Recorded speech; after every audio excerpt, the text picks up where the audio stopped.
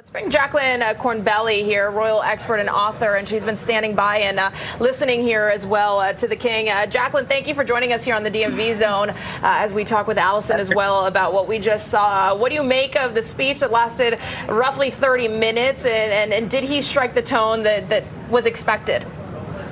I think so. I think they were really words meant to inspire, and I think he certainly did inspire Congress. The bipartisan piece of it was real and on display.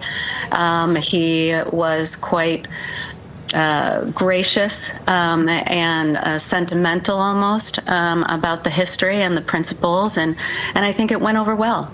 Yeah, again, marking the 250th celebration and anniversary of birthday, if you will, of the United States, and almost this feeling that had it not been for the United Kingdom, which there is truth there, the United States of America would not have happened. And there were many things he said that we inherited, but also he talked about a bond that he says is irreplaceable and unbreakable.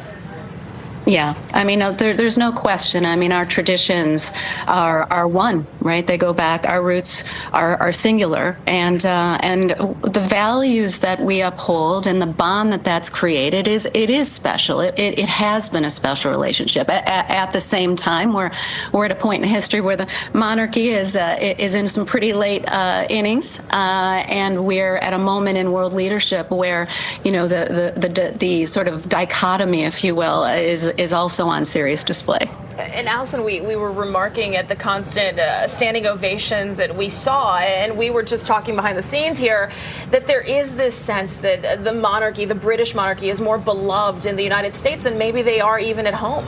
Yes, and I think part of that is that there's such an interest because we don't have a royal family in the United States, so it is so different for us, and so it is more interesting from the American perspective than perhaps it is to those living in the United Kingdom that are more accustomed to it on a daily basis. Yeah, Jacqueline, how much do you think of a benefit is this visit for the royals back home? Because again, here it is such a warm, positive reception, and yet may not be the same across the pond.